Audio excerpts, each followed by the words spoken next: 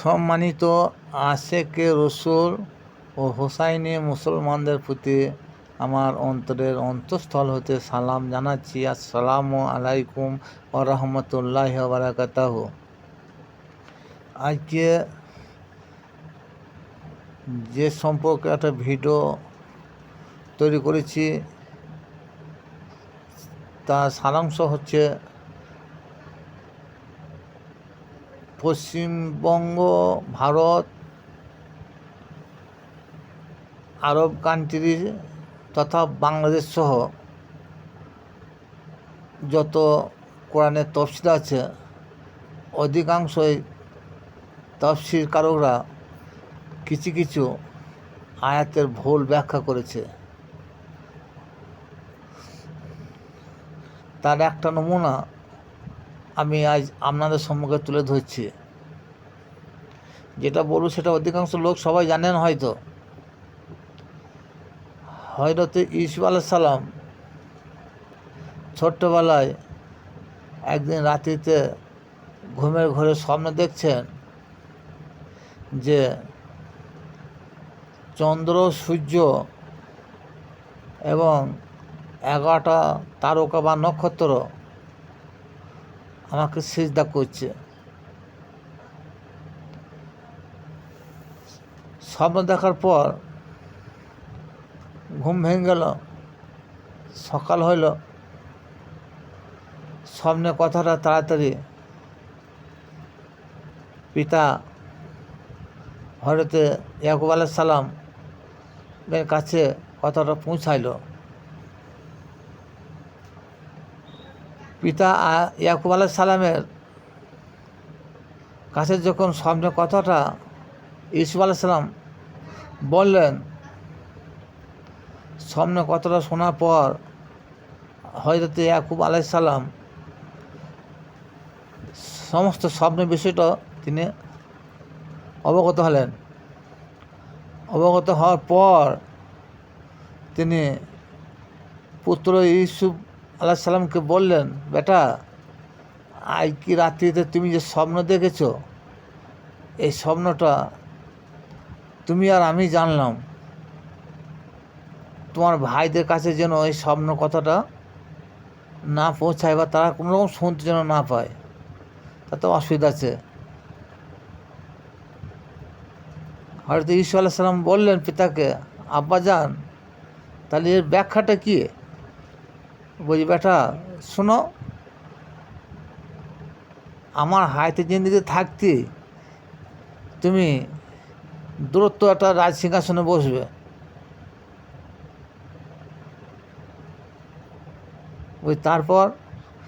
তারপর তুমি যে স্বপ্ন দেখেছ সূর্য চন্দ্র তৎসংলগ্ন 11টা তারা আমাকে সিজদা করছে, ওই চন্দ্র সূর্য হচ্ছে তোমার পিতা ও মাতা, আর 11 জন নক্ষত্র হচ্ছে তোমার ভাইজান। এই কথা শোনার পর হয়তো ইউসুফ আলাইহিস সালাম চুপ করে থাকলেন। থাকার পর বেশ কিছুদিন পর সংসারের দুর্ঘটনার পরিপ্রেক্ষিতে তিনি মিশরে বাদশার কাছে তিনি ওঠা বসা করতে লাগলেন। মিশরের বাদশার কাছে ওঠা বসা করার পরিপ্রেক্ষিতে তিনি কি করলেন, রাজ্য চালানোর দায়িত্বভার সম্পূর্ণ ইউসুফ নবীকে দায়িত্বভার দিলেন। হয়তো ইউসুফ আলাইহিস সালামকে যখন রাজ সিংহাসন চালানোর দায়িত্ব দিলেন, তখন এদিকে পিতা ইয়াকুব আলাইহিস সালাম খবর পেয়েছেন যে আমার পুত্র ইউসুফ আলাইহিস সালাম মিশরের রাজ্যের পরিচালনার দায়িত্বভার নিয়েছে। হেন অবস্থায়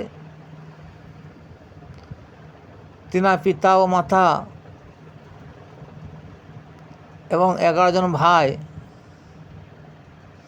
তেনাকে মিশরে রাজ সিংহাসনে বসিয়ে সকলে মিলে ইউসুফ আলাইহিস সালামকে সিজদায় করেছিল। এখানে সকলে বলতে তেনার পিতামাতা এবং 11 জন ভাই। যখনই ইউসুফ আলাইহিস সালামকে তার পিতামাতা এবং 11 জন ভাই সকলে মিলে সিজদা করলেন, তখনই সঙ্গে সঙ্গে হযরত ইউসুফ আলাইহিস সালাম তেনার পিতাকে বলেন, আব্বাজান, এই সিনটাই, এই দৃশ্যটাই আমি সেই দিন রাত্রিতে স্বপ্নে দেখেছিলাম, যেটা আমি আপনাকে বলেছিলাম। এই স্বপ্নের পরিপ্রেক্ষিতে তার পিতামাতা 11 জন ভ্রাতা তেনাকে যে রাজ সিংহাসনে বসিয়ে সিজদা করলো, তার পরিপ্রেক্ষিতে আল্লাহ পাক রব্বুল আলামিন সূরা ইউসুফের 100 নম্বর আয়াতটা নাজিল করেছিলেন। আয়াতটা কি লেখা আছে? বিসমিল্লাহির রহমানির রহিম। ওয়া রাফা আবাওয়াইহি আলাল আরশি ওয়া খররু লাহু ওয়া সুজদা ওয়া খায়রুল্লাহু সুজদা। এর অর্থ হলো, ইউসুফ আলাইহিস সালামকে সিংহাসনে বসিয়ে তিনার পিতামাতা সহ এবং 11 জন ভাতৃগণ সকলে মিলে ইউসুফ আলাইহিস সালামকে সিজদা করেছিল। তাহলে স্বপ্নের ব্যাখ্যা কোরআনের আয়াত দ্বারা সম্পূর্ণ হয়ে গেল। কিন্তু আগে যেটা বললাম যে আরব সহ ভারতবর্ষ তথা বাংলাদেশ যত কোরআনের তফসির আছে, সমস্ত তফসিরে অধিকাংশ ভুল তফসির আছে। কারণ এই সূরা ইউসুফের 100 নম্বর আয়াতের মানেটা আপনারা সবাই এখন মোবাইলের যুগ, মোবাইল ঘাঁটলে বুঝতে পারবেন যে সূরা ইউসুফের 100 নম্বর আয়াতের তাফসির এবং তার তর্জমা কী আছে। আমি বলে দিচ্ছি আপনাদেরকে। অধিকাংশই তাফসীরকাররা লিখেছেন, ইউসুফ আলাইহিস সালাম তার পিতা মাতাকে সিংহাসনে বসিয়ে 11 জন ভাই সহ তেনা দেখেন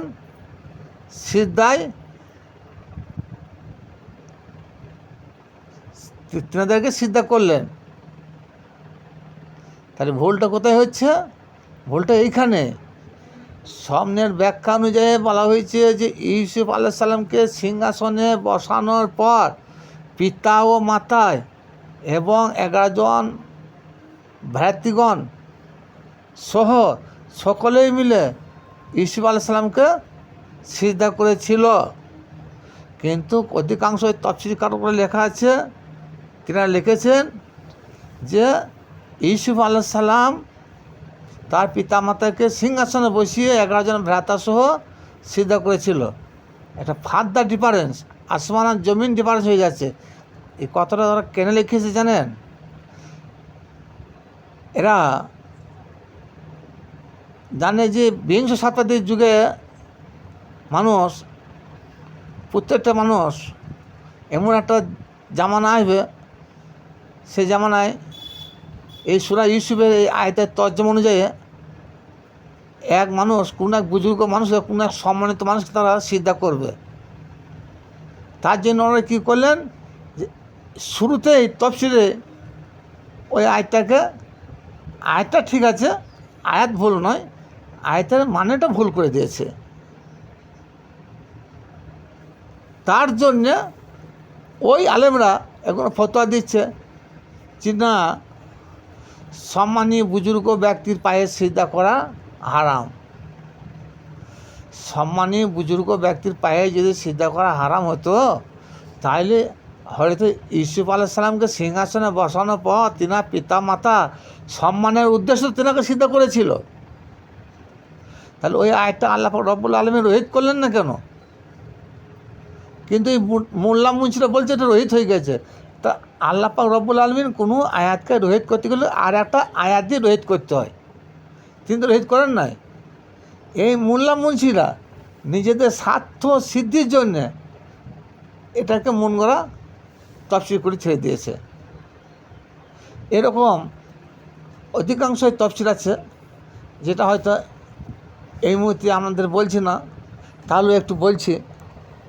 দেখবেন সূরা হিজর আয়াত নম্বর 99 কি 100 হবে, ওই আয়াতটা লেখা আছে ওয়াবুদু রাব্বাকা হাত্তা ইয়াতিয়াকাল ইয়াকিন, তোমরা ইবাদত করো তৎক্ষণাৎ পর্যন্ত, যতক্ষণ পর্যন্ত তোমরা ইয়াকিনে না পৌঁছেছ। এখানে ইয়াকিন শব্দ অর্থ বিশ্বাস, কিন্তু অধিকাংশ তফসিরকাররা লিখেছে এখানে মৃত্যু। কি বলেছে বাংলাটা, যে তোমরা মৃত্যু না হওয়া অবধি তোমরা ইবাদত করতে থাকো। তাহলে ইয়াকিন মানে কি মৃত্যু?